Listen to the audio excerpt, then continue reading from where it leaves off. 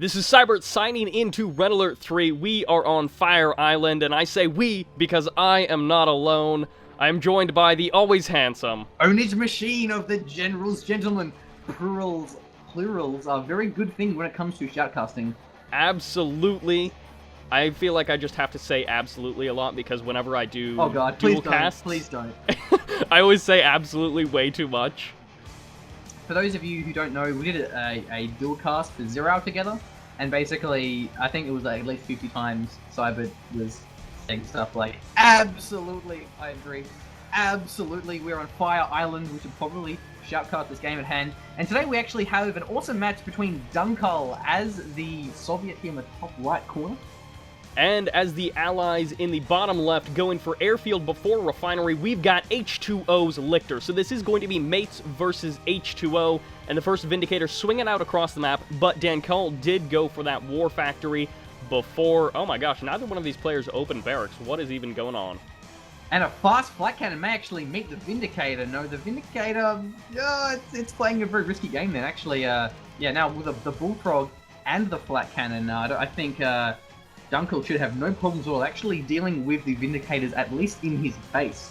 Yeah, he just sold off the flat cannon. We've got dual refinery follow-up by both of these players. So they both opened with fairly aggressive stances, but we haven't actually seen any action. And now the 3 Bullfrogs are now out. These 2 Vindicators could be under a lot of pressure. They do pull back, and this is just such an awkward game for both of these players. Unusual openings, and then nothing. So anticlimactic. It's like, oh, I have Vindicators, well, I have Bullfrogs, and nothing happens. And it's just like, okay, cool, good stuff, bro, keep it up. Fantastic. Dankal going to be going for the expansion. Is he going to be going for the land? It looks like he may very well. Oh, but LiCtor actually has a... Oh dear, LiCtor has a very fast T1 and actually already has the cryocopter. So he can do some nice harassment with that, combined with his Vindicators, and can definitely abuse the lack of mobility on those Bullfrogs to harass some of those harvesters in the rear of his base. So actually, the Bullfrogs are moving out, may even catch one of these Vindicators. The Vindicator does escape, barely though, it is quite low. Yeah, with the 4 Bullfrogs, that's such a dangerous amount because even if you have a full flight of Vindicators, you're only going to be able to take out 2 of the Bullfrogs, and you're going to lose at least 2 Vindicators. And trading 2 for 2, even numbers of Vindicators and Bullfrogs, is going to be favoring our Soviet player just a little bit. The cryocopter going to be moving in and immediately shrinks down and crushes that sickle. Minimal losses or minimum damage there for LiCtor sustained. And his Vindicators flying out all over the map, but not really doing a whole lot. It looks like he's poised to take that oil derrick on the left side, while on the other hand, Dankal is looking to set himself up with a 4th refinery pretty darn quickly. Yeah, so not many engagements so far, just a lot of both players, they're trying to Ooh, Engineer gets sniped by the terror drone! Oh man, I'm missing so much of this. I'm struggling to keep up, but actually, yeah, that oil derrick will not be captured, at least not now. So now LiCtor has to rebuild another barracks and another engineer, so it is actually quite expensive in the long run. But these Vindicators, they've got to be so careful they don't actually run past these Bullfrogs, so they will die in a matter of seconds if they actually get caught by the 4 Bullfrogs. And with the sickle as well, he can actually use that to harass the Vindicators when they're actually landing on the airfield. So it can be very vicious actually. The sickle will actually land on the prospect, do some harassment damage there. Ooh, two Vindicators do go down. The cryocopter almost being eliminated. It looks like a terror drone got the infect on that prospector as well, but with a multi-gunner turret, this cryocopter will be able to escape to safety, rather just as that oil derrick does get grabbed. But oh, that Bullfrog taking a little bit of damage there. But since it took 2 engineers to grab that oil derrick, it's going to take almost 2.5 minutes for that oil derrick to recoup the amount of money that it cost to build those 2 engineers. So that's going to be a long time before LiCtor actually sees return on investment. Low power for LiCtor as he packs up his MCV. Yeah, it's not looking good for LiCtor. Not only has he lost a lot of his income losing the prospectors, but also losing a lot of the Vindicators and also having his airfield camped by these 4 Bullfrogs. Basically means that LiCtor can't really use his airfield. He's going to have to probably go for a war factory, get some Guardian tanks, because there isn't really a way for him to deal with all of these Bullfrogs given how close they are to his airfield. But actually, the Sickles will try and harass the Prospector. It's actually a good move to do because basically the Bullfrogs can't really do anything by themselves. All they can really do is cover the harassment units from the air down. But the Cryocopter really wants to try and deny the Sickle, but it can't. So the only thing that LiCtor really has going for him is the Smelter Giant turret. but I definitely will not save his prospect. It has already gone down to the harassment, so not looking good for LiCtor, having lost so many of these prospects so far. We do have a sickle going to be denied, but with the 4th base already set up for Dankal, he's got his airfield, his tier 2 up and rocking, which means hammer tanks will likely be on the field in the next couple of minutes. It's like, what do you even do as LiCtor? Your 3 base getting constantly hit on your economy. Absolutely rough. Dankal already has his airfield. He actually has some MiGs on the field as well. And that's going to be very important because LiCtor has so many of these gyrocopters. He has 3 of them, I believe. And, you know, the gyrocopters, they're just so much faster than bullfrogs. They really can't rely on bullfrogs to defend against 2-pronged attacks and harassment in your base with MiGs because they're so fast and they can chase the gyrocopters. Actually, there will be an engage here. The bullfrogs won't be very effective when they're all shrunken. That's the problem. You really got to outnumber the gyrocopters. If you're on even numbers, the bullfrogs just get shrunken. Don't really do a lot of damage.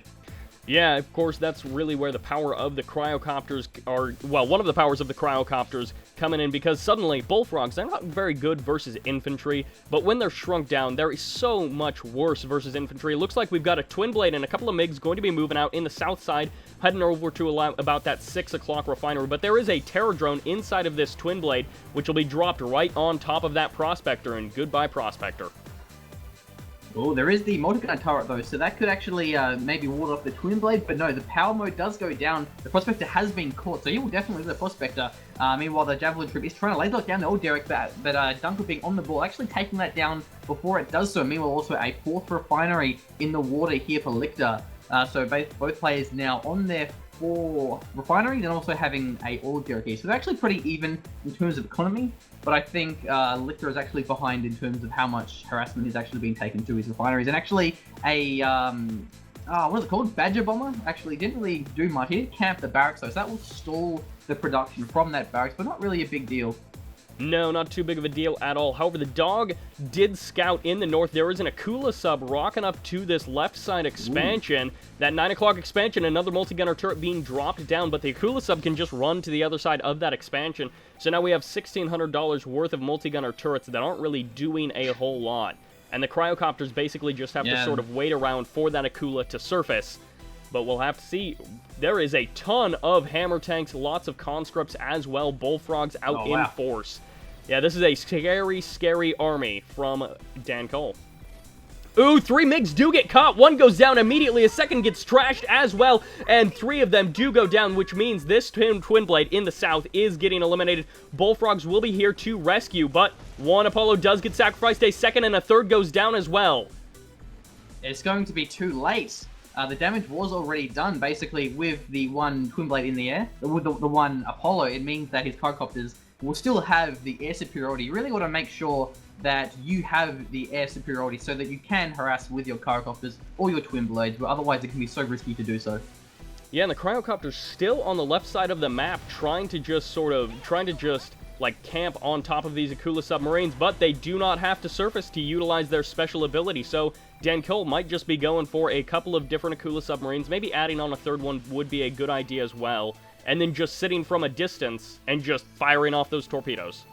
Bombarding it from afar, but actually the Assault Destroyer may be a good counter to the Akula sub. The Black Hole Armor can definitely then absorb the shots from that and actually means the refinery will last a lot longer. The Terror Drone is really trying to harass the refinery, but the Gyrocopter won't actually let it. So retreating back into water where it can't get frozen because it's actually submerged. Ooh, a couple of Apollos in the middle going to be getting trashed as well. 1 does go down, the second one barely escapes.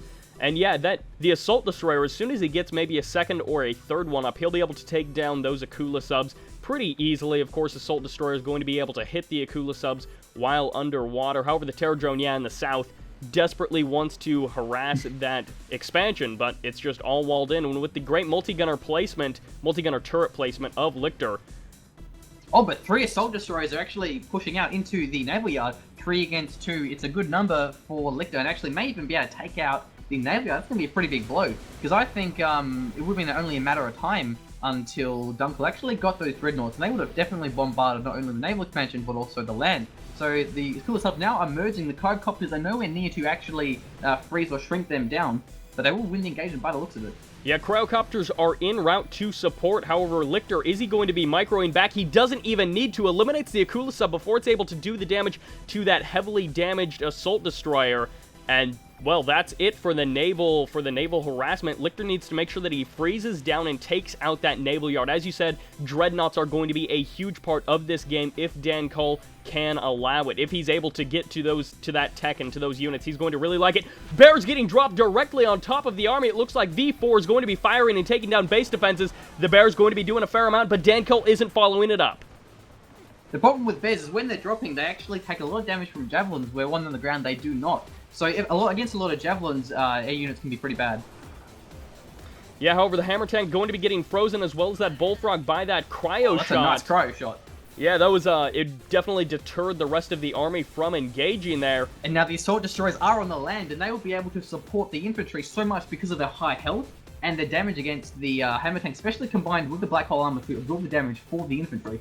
I just love watching those V4s, like, reroute their target at the last second due to the Black Hole Armor. They're just, like, about to hit the ground, and then they just suddenly turn. One V4 does get eliminated, trades it for a couple of Javelin Troopers, and what in the world is this V4 doing from Dankal? It's, like, following up behind LiCtor's army. Ooh, the split head of that V4. Yeah, it's not really achieving a whole lot. Dankal may actually lose this refinery, but the Kirov airship may actually be the saving grace. There is enough anti. Yeah, all there are the Javelins. Can it lock the Kirov airship down in time? But then again, there is also Apollo as well. I don't think the Kirov can do the damage he needs to. Otherwise, this refinery looks like it's going down. But there's so many Hammer Tanks leech beaming onto these Assault Destroyers. The Cryocopters desperately trying to pull down that MCV, but they won't quite get it. The Bullfrogs rolling up just in time. The Bears trying to take down these Peacekeepers, but there's too many Peacekeepers. The Bears getting constantly eliminated. Sickle's going to be jumping into the front. However, this Assault Destroyer getting surrounded, getting nearly crushed there by the MCV. They might be able to crush the MCV if he actually gets shrunk down. Practically all of these Hammer Tanks are actually shrunk. There is more shrunken Hammer Tanks than there are full-size Hammer Tanks, so these Cryocopters are being very effective. And it's allowing those Peacekeepers to do insane amounts of damage. A number of heroic Peacekeepers on the field just eliminating tank after tank, which is not something you see very often. The MCV getting taken out. Oh, no, it doesn't. One more hit would have taken it out, but that Assault Destroyer wasn't able to do the damage. The MiG gets thrown across the sky. This game, a total blockbuster with such a passive opening. That MCP is so vulnerable to a single Vindicator strike if LiCtor does actually go that way. So I think actually getting the barracks to repair that Winter Ninja, a good move there by Dankal. Otherwise, repairing it takes so long and makes it quite vulnerable to not only Vindicators, but also things like off-map abilities, like Surgical Strike. Those sort of things can definitely snipe the MCV. It's always good repairing full health if you can. Yeah, it looks like a Badger Bomber is going to be called in once again. However, catches one Javelin Trooper, but LiCtor saw that coming from a mile away. He was able to move his forces. Dankal going to be leading his army with a V4. Could get caught out, but no. Apollo's going to be chasing away trying to chase away the Twin Blades, and then the Bullfrogs just eliminate the Apollo. And the Kirov airship is actually retreating. He's trying to make up his mind. He wants to go for the refinery, but at the same time, he doesn't want to overextend it and actually get it taken out by Javelins. So the Kirov airship can definitely take out the refinery if it gets into position, but he keeps backing it away. So I'm not really sure what he's doing with that. The refinery actually probably will get taken out by the V4s. LiCtor going to be throwing down that Cryoblast. Yeah, I don't know why the V4s aren't using their just regular rocket heads to take out that refinery. Instead, they're going to be using their split heads to try to, I guess, do damage to the infantry, but ultimately taking down that refinery is going to be better than killing a couple of the Peacekeepers. Yeah. However, with the Iron Curtain counted down to 0, we could be seeing some invincible Hammer Tanks on the front line. Here come the V4 rockets. It's not every day you actually see super weapons in Red Alert 3, despite how cheap they are. I think they only cost, the Iron Curtain only cost, what, 1,500, so it's really cheap. But can definitely pay off in the long run if you manage to get it off cooldown. Though the Cryocopters trying to do some shrinking, but really not going to be effective. They're going to take a lot of damage from those Bullfrogs. However, with the Assault Destroyers, they're at just the exact perfect spot. Even with the Black Hole Armor, the splash damage hitting that refinery a little bit. But yeah, LiCtor, he's got the cloak from that black field over the refinery. Not going to be losing that just yet. Those V4 rockets are absolutely hilarious. Hammer Tanks getting shrunk down, meaning that they can't crush anything. One Bullfrog will get eliminated, but there's the Iron Curtain. Invincible Hammer Tanks onto the front line.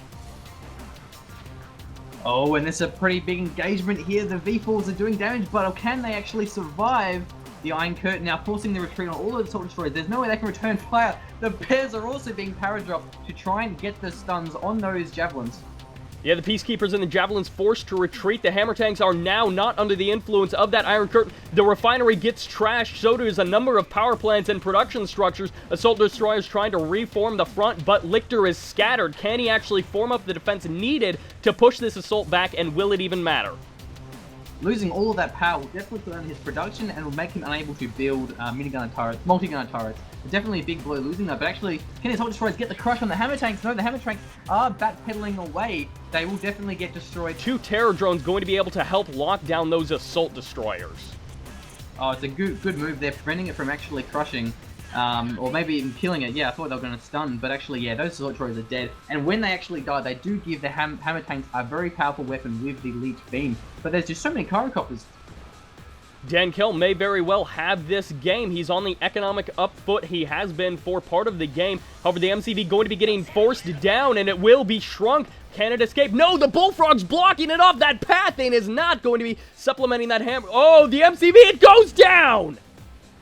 Oh, Huge hits crazy. there. The Shrink trying to make it go faster, but alas, not fast enough to actually escape. That was very close there. But alas, with the MCV down, I think that's going to be any chance that LiCtor actually has to take this game. Yeah, absolutely. Dankal able to take it home in those last couple of minutes. And what an exciting game from both of these players. Some really interesting play by both of them, and some stuff that you don't normally see very much. They both went sort of like aggressive refinery, or airfield before refinery, and then war factory before second refinery, but then they just didn't do anything with it. And then it just ended up being such a crazy game. Yeah, I definitely think that Iron Curtain really was the saving grace there for Dankal. It really gave him the edge to really push into the base of LiCtor and then just take down all of his important buildings. And that basically, from that stage, LiCtor just couldn't actually return from that stage, having lost so many units and so many of the important buildings. Yeah, that Iron Curtain really did make the difference in the end, because LiCtor was just defending so well throughout the majority of that game. There were a lot of situations where it's like, well, LiCtor should be losing this, and then he just holds on somehow. But in the end, Dankal able to make it happen. A total of about 23,000 credits more for Dankal, which over the course of a 16-minute game, that adds up quite a bit. But overall, unit kill-to-death ratio heavily favoring Dankal by about twice the ratio that LiCtor had. Yeah, basically they had the same bases. It was 4 against 4 for most of the game. But Dankal definitely did a lot of great harassment that it really slowed down LiCtor's economy, despite being on the same harvest account. So I think that'll sum up this game, unless you have any last words. Nope, that will pretty much do it. The super weapon actually making the difference in a game. Kind of unusual from the start to the beginning, but thank you very much for joining me, Mr. PwnageMachine. Of course, be sure to check out his channel, General's Gentleman, and the Shoutcasting Gentleman as well. Woo! Alright.